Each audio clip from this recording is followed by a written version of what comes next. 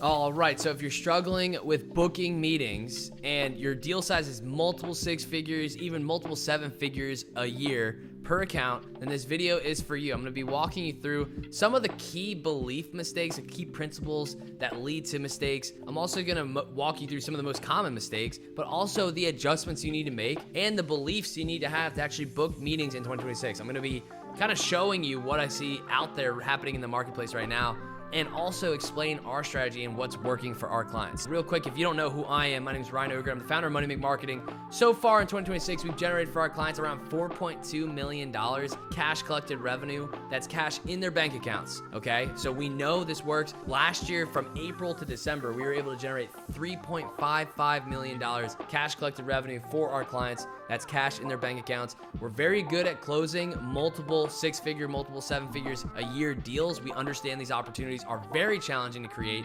And trust me, I understand how hard it is, okay? Now, we just can continuously bash our heads against the wall to figure out what actually will work. And then obviously there's some elements that are outside of our control: timing, market awareness, market size, segments, all these different types of things that we can't control entirely, but there are things that we can do better than the next guy to give ourselves a better opportunity to close these deals, and that's what this is about. So hang tight, get some popcorn, enjoy this video, and if you like it, make sure you like, comment, subscribe. This is a new channel, so I'll be putting out more content because we have a better workflow now on the backside. So let's get into it, right? So now let's go through first what it takes to actually book a meeting in 2026, and then I'll go through the actual beliefs that I believe are outdated. Let's do outdated beliefs, and then I'll do common mistakes from those beliefs, because outdated beliefs usually lead to the mistakes. If you can change and understand the key principles and beliefs that you need to have, it'll become very obvious what you need to do as far as your messaging goes, your lead magnets, your follow-ups, what kind of automation you can use. It literally will change everything. So if I just explain a couple of these key principles, your mind will start to adjust, okay? And that's the thing that I really need to have you happen, or have happen to you, so you can actually understand and make some adjustments and close some freaking deals, all right? Outdated beliefs first, and then we'll go through the adjusted beliefs that I want you to have, and then we'll actually give you the adjusted strategy, okay? All right, so let's go. Outdated beliefs. There is like that Harvard study, I don't know when it was, but this is like every marketer and every automation company's favorite thing is like speed to lead. So speed to lead makes sense, and like they're like, if you haven't read the study, go read the study. It's like Harvard said that if you get to a lead that inquires about your business within, I don't know, 2 to 4 minutes, then your chances of closing that deal are like 350% increased. Now, I get that, and I definitely agree with it. Speed to lead's better than slow lead times for 100%, and it definitely does help, but it's not the end-all be-all of closing a deal. And usually, I think this study, and I didn't read the entire thing, but I think this study was more of a low-ticket type of a thing. I don't think they were talking about, and they were able to test multiple six figures, multiple seven figures a year opportunities. So number one, like speed to lead is great, but I just want to show you that the sales tactics that you are most likely trained on don't really apply when you're closing a multiple six-figure deal, even multiple seven figures deal. It doesn't actually make sense. We're not selling cupcakes, and we're certainly not buying insurance, okay? This is a big opportunity. This is a big deal, and you have to treat it like one. It's not necessarily speed to lead. It's actually positioning and value and awareness. Okay, they're looking at, most likely, if they're going to pay you multiple six figures, multiple seven figures a year, they're not necessarily looking at you as a vendor, as more of they're looking at you like a partner. Okay, so I just want to say that to start. So speed to lead is the first mistake that we see from a mindset area. Not necessarily they respond to emails fast. It's really just more of a mindset shift, because you're pretty much using outdated sales tactics thinking that's gonna work, okay? Now, I know that that's not really actionable stuff, but once again, we will get to the actionable stuff at the end. If you just wanna skip ahead, go ahead and skip ahead. I don't want you to, because I think this is gonna be beneficial for your actual mindset shift, so then you can actually change your tactics and your strategy. Because I don't know what your current campaign looks like. It would take you to actually apply on our website to book a call with us for me to understand that. But if you can understand these principles, then you can start to think this through yourself, okay? So speed to lead, pretty much a lot of your sales training is outdated. That's essentially what I'm saying. And the outdated sales strategies will lead you to, if I just draw an arrow, let me draw an arrow down here, the timing and pound pavement follow-up, okay? So Very rarely, and the reason I said this, pound pavement follow-up, very rarely is somebody actually looking at your message and deciding, oh, I'll just forget about this and I'll just move on. If it's a multiple 6 figures a year or 7 figures a year opportunity, they looked at your message and they said, oh, yes, cool, maybe, but it's not valuable to us right now. That's what's happening in that instance, okay? I send the email, I follow up with them, maybe I met with them, maybe I didn't.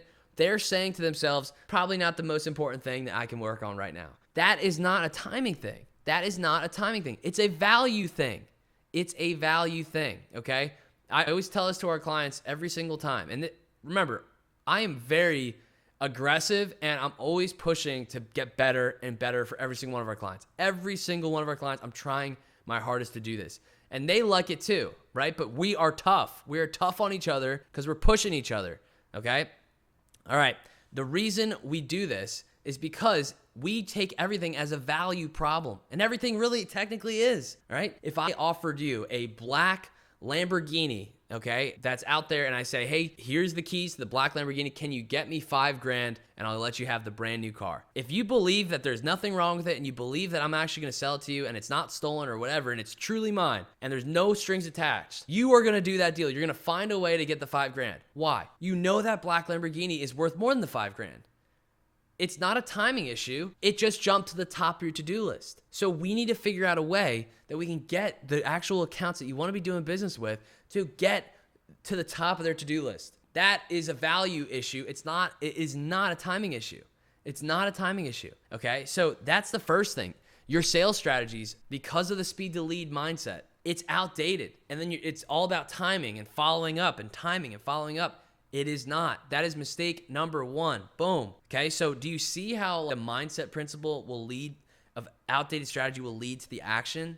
I hope you do. I hope you're seeing that because that's how I think and that's how our team kind of operates, okay? So that's the first outdated belief. Second one, should I write this down? I'll just say not value based. Okay, so it's just not value based. Okay, so the other issue is a lot of companies are thinking that there's enough content out there on them. Okay, this is crazy. I can't tell you how many times that people will think, business owners, we have a website. They'll go to our website. They'll know exactly what we do. I can tell you firsthand, while having our AI scrape hundreds and hundreds of websites time and time again, we still can't figure out what you do. So the mistake is that because you have a website, prospects can understand what you do. Okay, this is like very deadly because you're already assuming what the prospects know. Okay, so the assumption, let me just draw another line here. Assuming prospects will know what you mean. So I'll just kind of expand on this a little bit further because it kind of segments into another belief and mistake that I see. People they constantly are saying, oh, we do packaging, or we do rigid containers, or we do pill bottle labels, or we do this, that, and the other. And then I go to their website and it says nothing about that. It says something else about sustainability and partnership and service. No, that it doesn't explain to a procurement professional, a director, a CEO. It doesn't explain how you can actually help them. And that's the language that you have to speak. It's almost like you're speaking two different languages. They go to your website and they have to sift through a bunch of like corporate BS to then figure out like what possibly you could help them with. This is so like wild to me, but these executives are the exact same way as you are. They don't want to do the extra work to understand how you can help them. You need to be able to do the work for them. You need to be able to explain to somebody exactly how you can help them immediately instead of them having to go figure it out, because they will stop trying to figure it out if they can't figure it out in like the first 5 minutes. So it needs to be even shorter than that. Have you ever talked to a millionaire, billionaire, a very busy person? They are so to the point. They're so busy. They're so dialed in. The reason being they have to be because they're operating at such fast speeds. They need you to break things down, and that's exactly who your decision maker is. These are decision makers that people are highly sought after, okay? So that's another one. Another limiting belief is that these decision makers, this is a subconscious one, that these decision makers are stupid. They are not. I'll be the first to say this. The decision makers that you are trying to sell to are most likely probably some of the most sought after people on the planet. If you're selling to retail brands, if you're selling to CPG brands, if you're selling to even restaurant brands, franchise brands, if you're selling to developers, all of them, these are some of the the most well accomplished. They're decision makers at some of the most well-respected companies in the world. A lot of people know them, and they're a small team in relative comparison. So what you're doing, I would say that this is a really good idea. Take the amount of solicitations that you get on a daily basis, the emails, the very poorly written emails that you get from overseas that are offering you a website, that are offering you a new app development. I get all these all the time. Multiply that amount of outreach by 10. That is what your prospects are getting hit with, okay? It's just so much. And what's interesting to me is then these decision makers that are so well sought after are now getting boiled down to just being another booked meeting. And shame on you for thinking that. You should not be thinking that way. These decision makers are very sophisticated, and they are not dumb. And they do not want to waste their time because there's so many opportunities and there's only so many things that they can do in one day. So these decision makers constantly get put into these numbers and spreadsheets because all you companies, and I think this is why it happens, a lot of the companies that are watching this video you're trying to book more meetings, you're watching your KPIs, and then when you get a new lead that comes in, you're treating them like a KPI. Don't treat them like a KPI. The KPIs should be the afterthought, and it's something you analyze after the fact that you're actually treating your prospects like they are the multiple 6 figures or 7 figure deals that they could be. So I just see this so many times. A lot of people are saying and just subconsciously thinking that these decision makers are stupid. And you might be saying this right now. Ryan, get to the good part already. I will get there. But check yourself. Are you just looking at these brands as another deal? Are you just looking at these brands as another KPI? Are you just looking at these brands as another booked meeting and opened opportunity? If you are, change that mindset. Look at them as multiple 6 figures a year, multiple 7 figures a year for the next 20 years. Look at them as these decision makers have literally spent their entire careers just to get to that particular job title that they have right now. And while they might not be spending 20 plus years in that same company, they maybe most likely have spent 10, 15, even 5 years in the industry before getting to that particular role. And they are the decision maker at one of the most well-respected brands in the United States, if not the world. So treat them like that. That's one of the key principles that I'm going to be talking about in this video. That's another one. And then I'll say the last one kind of parlays into this. Now, I always ask our clients this because they're like, should we do a video for this for them or not? I always ask them because we're the ones that do the videos anyway. So I'm like, what the hell? I don't care. I love doing video pitches. What are you talking about? And you'll understand what that is here at the end of the video. But they'll say, do you think it's worth to do a video for them? I respond every time and I say, if that account is worth multiple 6 figures a year for you, or let's say you won all of the business that account can bring to you, how much would it be worth? And it changes right then when I ask that question. They'll say, oh, multiple 6 figures, 7 figures a year. I'll say, all right, let me do the video. We'll do a 20-minute video. We'll spend 20 minutes on it. We'll spend an hour on it. We'll spend whatever we have to spend on it. But we'll go and get that opportunity. We'll do our damn best to get this opportunity into your pipeline and get you a sales opportunity with them, because that opportunity could be worth multiple 6 figures or 7 figures a year. And you don't think those decision makers, when they leave and they go to another company, that they forget things? No. Sometimes they remember when people really care and treat them with the importance that they truly carry. So one of the things that I see, one of the beliefs that I see, I'm on sales calls with these people all the time where they're trying to become our clients, our Money Make Marketing's prospects. They say, we don't have the time to spend on this. And I love it because it's more business for us, right? But at the same time, I'm thinking in my head, that's the wrong way to think. Each one of these deals could be multiple 6 figures, 7 figures a year, but you are sitting here treating them like you don't have enough time for that. And if you don't have enough time for that, the only reason that you should not have enough time for that is because you already are managing multiple 6 figures a year, multiple 7 figures a year accounts already. That's the only thing that I think is worth it. Okay. Everything else I think is total BS. Or if you're managing the team, right? There's other opportunities. But I think a lot of salespeople, if your job is to open more opportunities, if your job is to close deals, and you're thinking through this, and this is more of a subconscious check. Each deal needs to be treated like it's going to be 6 figures a year in your pocket. Okay, getting off my soapbox now. All right, so now those are the outdated beliefs. And now if you look at what this does to the mistakes, okay? If I'm thinking through this and I think a lead is just like an email address, and I send an email and they don't respond, I move on to the next one and they don't respond, I move on to the next one and they don't respond. If I could truly open up those 3 opportunities and I booked 3 meetings with those opportunities and each one has the potential for multiple 6 figures a year, if I send an email and I don't follow up, or I send an email and I don't do it properly, I just missed out on every single one of those deals, right? So what I'm trying to say to you, the principles that you think through affect your actual tactics and how you think about opportunity, okay? So if we're looking at it like each deal is a KPI, we're actually constantly trying to do more, not more, better value. So we're like trying to hustle, we're following up, we're reaching out to more people, we're trying to pound the pavement, hey, checking in, and you still, once again, it's just falling onto scanner mode. These prospects, remember what I was talking about earlier in this video, they're just watching these videos on YouTube and the ad pops up and you're just like, you totally tune out the ad. That's what's happening to your outreach. And that's why your outreach numbers are going down and down. And your response rate is probably, if you've been tracking it, has been decreasing time and time again because scanner mode is going up and up. So you need something that's actually gonna be able to break through. But remember, you treat them as a KPI. And so you automatically, because of the way you're actually acting, not necessarily acting, but the way you're operating, you think you need to be able to do more. And so anything that would make you be able to do less is now ruled out. So if I said to you, all right, hold on, stop that, do a 5-minute video pitch for every single one of the leads that you emailed. If you emailed 50,000 leads this past week, you're gonna tell me, what the hell, dude? I'm not gonna be doing a video pitch for 50,000 leads this week. There's no way I can even do that. So your mind already defaulted to each deal, each lead that has a multiple 6-figure opportunity. Your mind already defaulted to, hey, I can't do what is required because it's not necessarily gonna hit my KPIs. So each deal, I want you to think it through. Each deal could be multiple 6 figures, multiple 7 figures. So treat it like that. Treat it like that.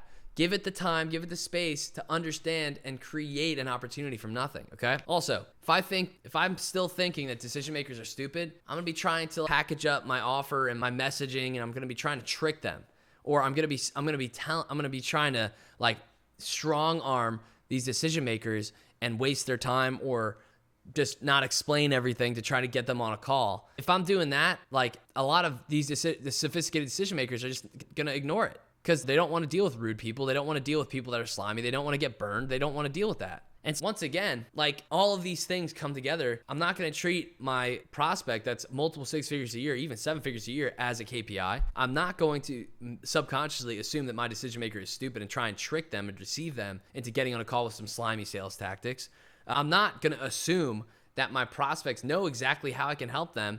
I'm going to actually explain it to them. And then also, I'm not going to be just relying on KPIs to save myself and just thinking that, oh, it's a numbers game, it's speed to lead, I got to do this. I'm going to treat every deal like it's a multiple 6-figure deal opportunity for my company and myself, okay? So now let's go through the adjusted beliefs. I just kind of explained them. So every deal, I'll just write it down. This is like the main one. Treat every lead like it's 6 figs plus. Okay? If you do that, you will do this. You will be able to get a deal across the line. Okay? The reason this is so important, if I say to you, treat every lead like it's a multiple 6-figure deal per year for you, then the 5 minutes, the 10 minutes that you spend researching that lead before you send that email, the 5-10 minutes that you spend recording a video or doing a PDF pitch or sending a cut sheet or sending something to them is going to be now deemed as a revenue generating activity and not necessarily like just volume that goes out the wazoo that just falls on deaf ears and goes into scanner mode, okay? So this is the one adjusted belief that I think you need to have. I would also say, if you do this, you are now respecting your prospects, which they value and they trust and they like a lot more. That's why our clients, when they get on a sales call, they're able to close deals relatively quickly because we build a lot of trust to begin with. We have a 12-week sprint program at the very beginning of a client coming on to work with us. We do a lot of our deals, our percentage of revenue that we close, as you can imagine, we get deals done. That's the way we like it. That aligns interests a little bit better. But there's shady people out there, and I don't want to go make hundreds of thousands and millions of dollars for people that are going to screw us. So we have a 12-week gestation period. Essentially, it's like our holding cell, our cleaning territory, where we just see how things go. And that primarily, we still have a percentage on the back end, but primarily it's more weighted on just a traditional marketing retainer or fee or flat rate. But we also have a percentage on the backside too. So it just kind of covers our operation costs before we transition them into a full-time client on the back end, where we have more of a percentage, and that's really where we become more of a partner. And the reason we do that is because, one, we're respecting our prospects, but we're also treating them like a 6-figure, 7-figure opportunity for us, right? And so the reason I'm saying all this, that, and the other is so you understand the way we think about things, and then that will transpire and adjust your own tactics, okay? So the adjusted strategy. What's the best way to explain what you do to a prospect, make it as concise as possible, make it as entertaining as possible, but also have it so they can do as little work and effort as possible to consume that information, and they can do it whenever they want? What's the best way to do that? Is it to create an email? Is it to do a Word doc, a PDF? Is it to do this, whatever? Is it to create a video? Is it to send them create one video and send it to them? Is it to personalize a video and send it to them? What's the best way to do it? If you are just marketing one-to-one, by far the best way to do this is a personalized video pitch. By far. Why? It's like I'm talking to you, but I'm not actually talking to you. And the better you can make your personalized video pitch, the more of an opportunity you actually have to book a meeting. Now, I know what you're thinking, but Ryan, we don't market one-to-one. We actually have 50,000 companies that are in our total addressable market. How are we able to do video pitches for every single lead? That is not a strategy issue. That is an operations issue. And that's one thing that we've been able to solve. So the thing is, you steered away from the tactic that works the best because you're limiting belief on treating these prospects like they're a smaller deal. And this is the thing that's the most interesting to me. We treat your prospects like they're multiple 6 figures a year. And when we close these opportunities, really does change the beliefs that you have around your current marketing and sales process. So the tactic, adjusted belief I want you to have in this video: treat every lead like it's 6 figures plus. Respect your prospects. They're very smart. They're very accomplished individuals. And then the best tactic, if you were to market to one of those leads and you only could market to one of those leads and you had one opportunity to do so, what's the best way to do it? And by far, if you think through every single channel, the personalized video pitch is by far the most effective. Why? It gives you a way to do all the research for them, explain exactly how you can help them, give social proof. It helps you explain a little bit more, also gives them a face to the name. They can see the effort you already put in already. You can make it a lot easier for them to watch it on their own time, so they can watch it when they're going to a conference or whatever. And when they do that, you just treated that prospect like they're worth multiple 6 figures, multiple 7 figures to your business. You spent the time, you spent the effort, you made it easy for them. They respect that, and they want somebody that's going to continue to do that over again. That is the partner they want. That's why we're able to win these deals. So I think that's the best way to do it by far. So I think I can walk you guys through our full strategy in our video pitch, but I think that's pretty much the main thing I want to say in this video. I just got back into recording YouTube videos, so this video is a little bit rusty, as you can probably tell. I'm going to be doing a better job with our video planning. I just wanted to get another video out there. I just got a new computer too, so wanted to get all our software and workflows and AI editors up and running. So anyways, expect more good videos like this here in the future. If you like this one, comment, subscribe. And if you have any questions about our video pitches, make sure you apply to work with us through our website, and we will look at your application and we'll see if we can help you. If we can help you, we'll actually send you a video pitch so you can see what we're talking about. If we can't help you, then we'll maybe send you a video pitch saying that we can't help you, or I'll just email you. Either way, hope you guys enjoyed this video. My name is Ryan Ogren. I'm the founder of Money Make Marketing, and we'll see you later.